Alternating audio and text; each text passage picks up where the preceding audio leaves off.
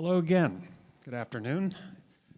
And I guess the first thing I'd like to do is congratulate Joseph and your entire team on the award. Thank you. Well done. Thank you. And just to kick it off, we're going to show one spot that, sort of explains in part why we picked you. So if we could cue up that first spot, that'd be great. Rolling through the streets, all the heads they turn in Silverado, looking like $1,000,000. Know the haters jealous cause they can't haul nothing. They can call me crazy, but don't touch my truck.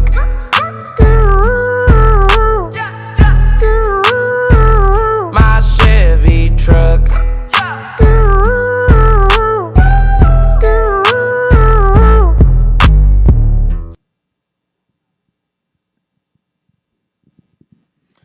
Okay, great. That looked like a very excellently produced piece of video.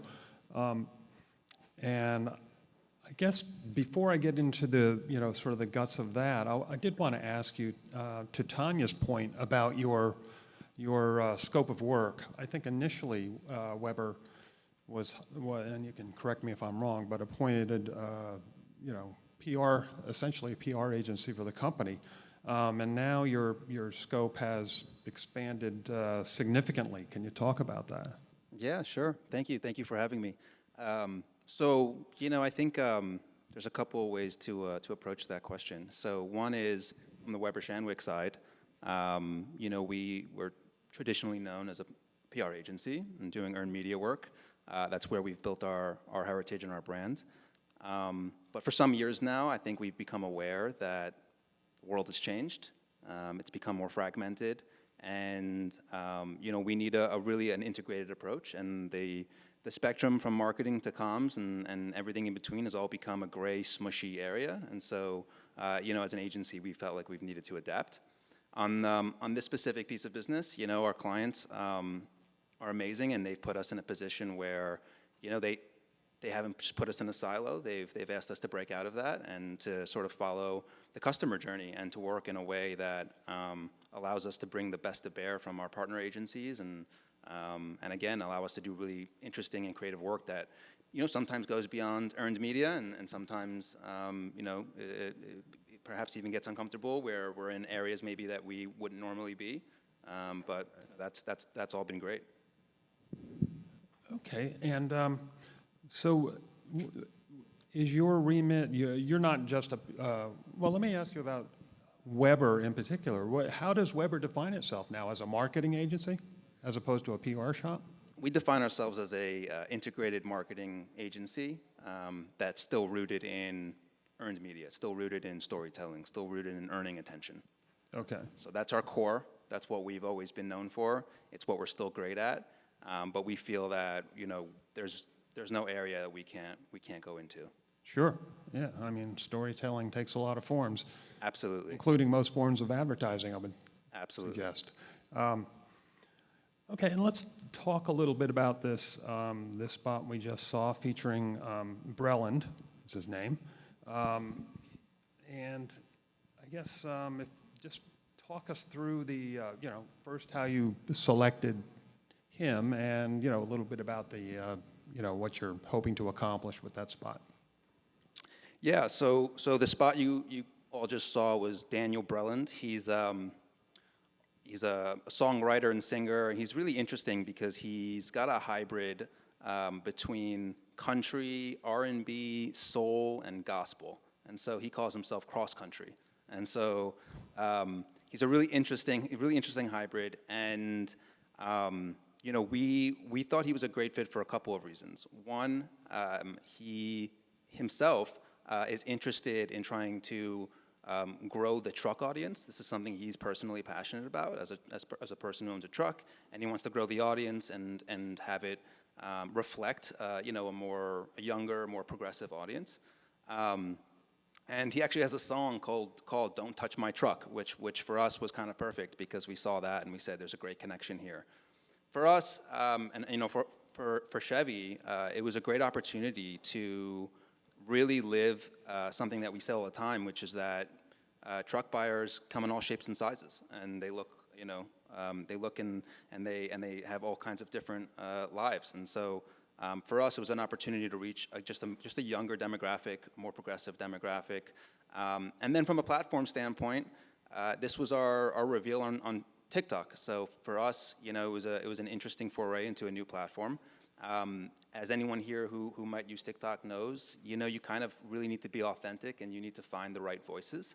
And they need to be, one, culturally relevant, they need to be relevant in the moment right now, and they need to align with the brand values. So we felt like check, check, check, and it was a really great partnership.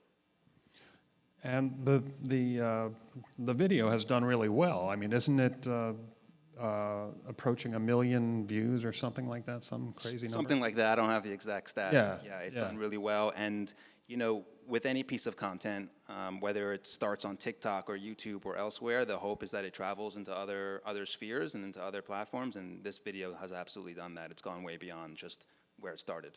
Oh, okay, so across social channels. Correct. What about beyond that? TV, is that a possibility? Or, I mean, it looks TV worthy. Could be. I'll leave that for the TV agency. Okay, right. And I guess, talk more broadly about your influencer strategy for Chevy, excuse me. Just like I'm sure everyone in this room would have the same sort of intuition, influencers are a way to tell a brand story in an authentic and meaningful way, especially to audiences that you might not be reaching, just with your traditional marketing and traditional PR. So for us, we look at influencers as an opportunity to reach new audiences, an opportunity to, reflect our values in the world, and to really just be culturally relevant, and to find the people that are out there that are already earning attention. How can we align with them? Of course, it's not that simple. We need to find people and influencers that really embody the values that we're trying to get across, and also have a potential to get a lot of reach. So those are just some of the things we think about when we're considering partners. Is it, would you say it's a core part of the strategy? Absolutely, absolutely. Most activations we think through today have some influencer component, embedded within. It's just, again, it's a core part of earning attention and driving storytelling online today. Right. And do you have a team inside that will look for the next McClellan, or do you work with third parties on that? How does that work? A little bit of both. In my unnecessarily long title, it's called, integrated media strategy, and part of the integrated part is influencer identification, trying to find what voices make sense. And again, we do try to be integrated. We try not to think about it just through the lens of paid or earned or owned. We try to think about what's the goal of a specific campaign, and then what partners or influencers are going to help us accomplish that goal. And are there other celebrity influencers you've used recently that you can talk about?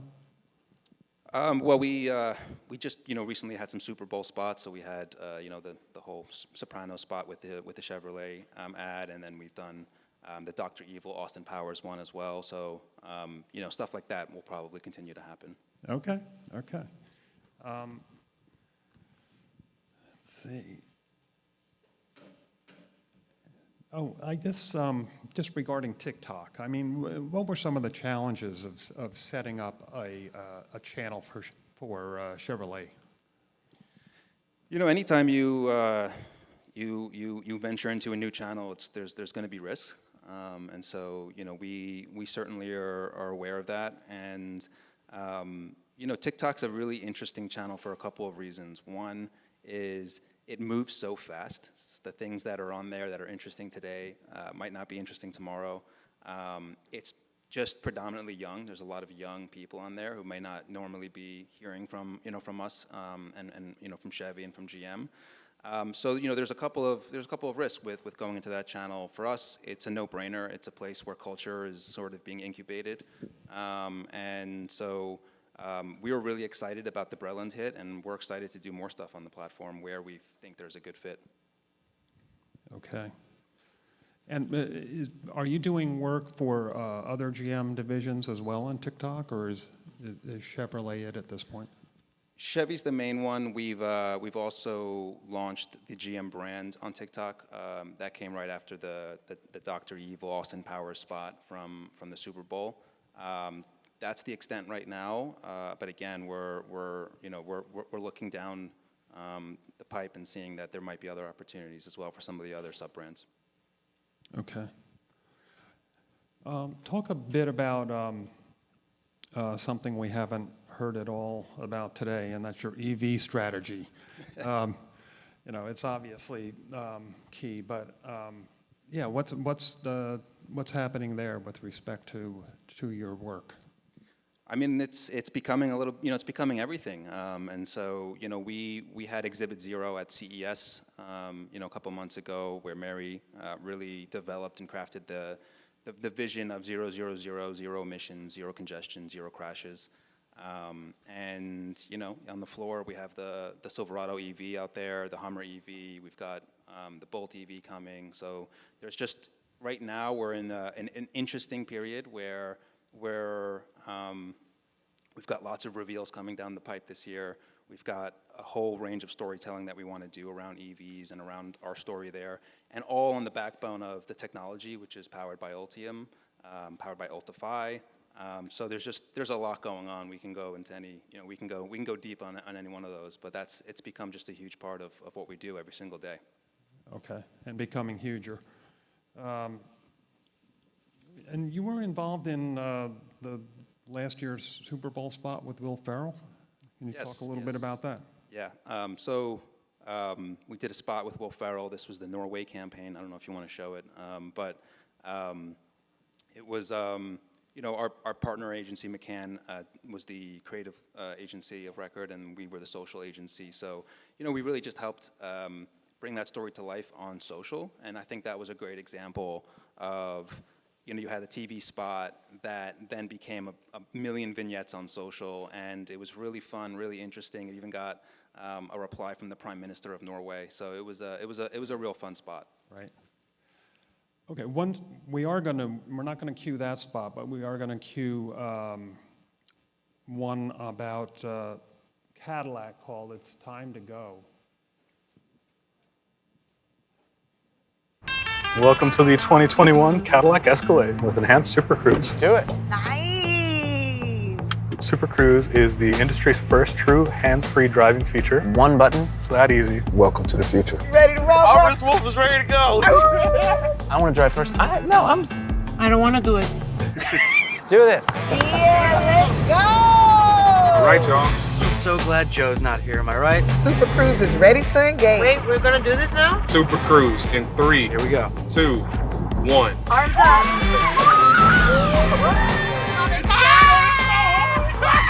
My feet are back Back from what? from the pedals. The car, it stopped. Promise to lane change. Okay, watch, hold on. It's changing lanes. Laugh like that. I know it's doing the thing. What do you think, Joe? Is he doing the thing? Whoa, why is no one driving? Guys, Okay, let me try it. All right, there you go. See? It's nice, right? I can't believe you're doing this without me. I'm telling Mom. Bye. Sometimes you gotta take the wheel and sometimes you just gotta let it go. You're doing great. Doing nothing! Well, since I can use my hands, I'm going to have a cookie. This is the most exciting thing I've done in a long time. Get in that driver's seat. Hey, stress level is just melting away. I feel great. It's my turn. Come on, get out. I love it. Cadillac. It's super dope. Super dope. That's what I would say. Guys, I'm still here. All I see is sky.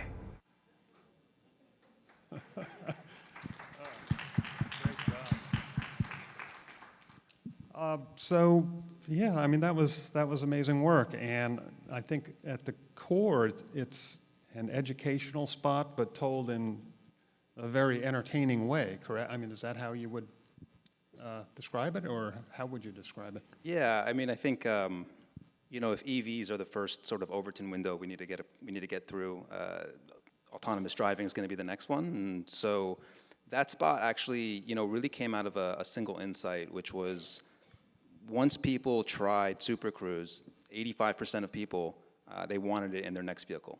The barrier, though, is getting them to try it. There's a huge fear with letting go of the wheel, as I think anyone would intuitively sort of agree with. And so the spot came about because we said, well, we want to show people, basically do a social experiment, take some of these huge names, as we just saw, the Jonas Brothers, Sofia Vergara, and put them in an actual situation where they need to let go of the wheel and just see how they would react. And that's how the idea sort of came to be. And again, it was all about just showing people that they can trust this technology and they should be excited by it. And so we think that it did a really good job of reflecting that. Right. Okay, so are you going to be doing work throughout the GM roster of nameplates, or is it going to be confined to this particular brand, or do you know yet? For Super Cruise? Yeah. I think for now it started with Cadillac, so this is where we're telling that story. But it's definitely certainly going to be in other brands as well. But this is the core of the storytelling right now. Okay. Yeah. And I don't know, does GM see Super Cruise and semi-autonomous technology expanding as quickly as EV, or do you have a sense? That's a tough question. I mean, I don't think, I think right now the focus is on EV adoption, and I think, autonomous driving is probably something that comes after that. But it's certainly something we're excited about. We feel really good about Super Cruise and about the technology and about its potential. And we think some of the stuff that's going to be coming down with Cadillac is going to be really exciting. So it's a little bit of both. And again, it's about shifting the perspective out there in the same way that we're trying to shift as an industry perspective on EVs. Okay. And yeah, think about questions you might have for Joseph. And I've got, let's see, I've got a couple more, but I think I'm going to limit it to one. And that would be when you look back, at how you've dealt with the client. Just talk a little bit about, how they, how things have changed with the way you work with the agency over the past few years. Are they looking to you now for things they didn't used to, that sort of thing? Yeah, I think there's a couple of ways to approach this question. So one is, I think the way that a person buys a car doesn't really reflect the way that a lot of our disciplines are set up. PR over here, marketing over here, digital over here, et cetera. And so intuitively, I think we all know the siloed sort of way of looking at marketing and communications isn't going to produce the best possible work. And I think our client recognizes that as well. And so they've allowed us to really orient ourselves as a holding company from the IPG level around the work and around the brands and around the assignments that we're working on, as opposed to just our disciplines. And that's allowed us to move kind of above silo and really focus on the customer experience, focus on the vehicle experience, focus on the products, and bring those stories to life. So I think that's just an overall orientation that's allowed us to do work that I don't think would have been possible otherwise. And then there's, of course, just the external shock. So, the pandemic. Really, the biggest change for us was we went from in-person events, reveals, getting people in the actual cars, getting journalists in the cars to tell the stories, to, fully virtual. And so that's completely shifted the way we work. And of course, with everything being online, that's opened up all kinds of opportunities for us as an agency to work on things we weren't working on prior to that, where everything we do needs to be digital first, needs to be online, needs to be thought of in that way. So, that's where we're at right now. Okay. And is that coming back at all? That sort of pre-COVID way of doing things, or? Like most things, I think that some of that will come back. But I do think we're in a new era now, and I think what we've also learned some things that when you're doing certain types of virtual reveals and events, you can actually produce even better content or even more exciting content than you may have in person. But with that being said, we have some amazing trucks and cars and things coming that really we want to be in person. We want people to be in person to experience them, especially some of the off-roading and things like that. So it's going to be a little bit of both. Okay, all right. Hey, everybody. Any questions from the audience? I'm just going to say one quick thing. I've tried Super Cruise a number of times. Everybody here knows I love Super Cruise. I had a new Escalade with the automatic lane changing. And if nobody's tried that yet, if you haven't tried it, you have to go to a Cadillac dealer and try it, because I literally let out a string of expletives when it happened, because it is the most crazy thing. You come up and then it like puts the turn signal on, moves you over, puts you right. It's very polite. It's a very polite system. So that's kind of nice too, right? I don't think I could do the automated driving. I'm a little bit of a control freak. Maybe later. My name's Allie. I'm with Ad Media. Influencers gained even more prevalence during the pandemic when coincidentally car availability went down, as did bank accounts. How did that influence your decision making? Sorry, could you repeat the question? Okay, I wrote it down. Influencers gained even more prevalence during the pandemic when car availability shrank, as did bank accounts. How did that influence your decision making? Yeah, I mean, I think just going back to what I said earlier, we look at influencers as an opportunity to tell stories to different audiences and to do it in an authentic way. In the pandemic, that only became just more important, especially as there was just more attention put on it. So, I'm not so sure about the bank account thing and where that may have played a role. I don't, I can't think of any sort of concrete way that came to life. But, again, it's an opportunity for us to work with new voices and reach new audiences. And so that's why it's an important part of our strategy. We've got another question from back here. Go for it. Hi, I'm Noah Mallon. I'm with Imagine Media. We're a next-gen, Gen Z-focused publisher and creative shop. So it was really interesting to hear about what you're doing on TikTok and how you're focusing digital. Over the next few years, it seems like audiences are flocking to TikTok at, even at the expense of some of the other platforms. And right now it sounds like Chevy is where the focus is. Do you think it's going to continue to be that way, or do you see TikTok as a place where you're going to see more resources, more creative, and more dollars going to? It's a good question. I mean, I think we're pretty bullish on TikTok. I think I think just a couple of months ago it passed Google as the #1 trafficked place on the entire internet, which is insane.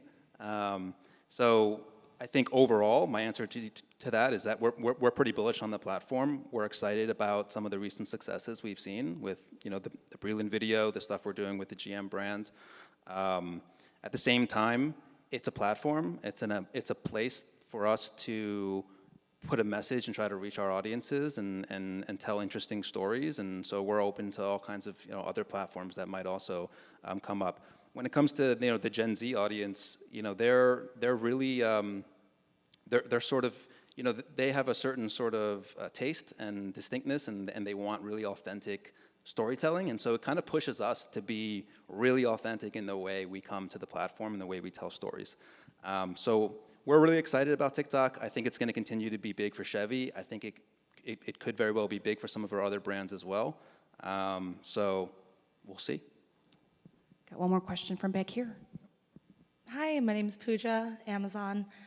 Just a bandwagon on that, I think when it comes to the digital space now, there's a lot more visibility when it comes to the public eye. So whether it's iOS updates, opting out of specific ads, on Instagram, if you're gonna do a partnership, it has to be hashtag ad, and it loses that level of authenticity. So with that being in mind, and everyone's now becoming an influencer and wants to become a content creator, do you feel like the market is becoming too diluted that you're actually losing the value in those influencer partnerships?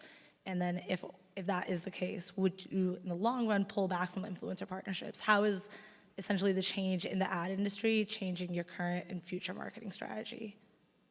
Yeah, that's a great question. I do think that some of the sort of macro and just external factors that are happening definitely are changing the way that we look at how to activate on some of these platforms. But at the same time, I think that if you if you find the right person, the right voice, the right partner, and you're able to tell a really good story about your brand, especially a brand, like Chevy that's been a historic American brand for so long and already has so many historic connections to music and culture. If you're able to find the right voice, I kind of feel like some of that doesn't matter, and people will gravitate to it anyway. So I think it's less about the very specific tactical ways of activating, and more about, why are you working with this influencer? Why are you working with this partner? Does it seem like you're just buying them to reach a certain audience, or to get their influence? Or does it seem like, oh, this makes actually really good sense for the brand because of the history, because of what you stand for, because of the values, and so forth and so on. So I think, again, that, that will just elevate the storytelling. We have another question, but we're running out of time, so if you can stick around for a minute and answer this afterward, that would be awesome, or during the cocktail party. Sure. Give us conversation during the cocktail party. So thank you guys, that was really awesome. I really appreciate it. It was very informative, and the videos were awesome, and congratulations much. again. Yeah, thank you.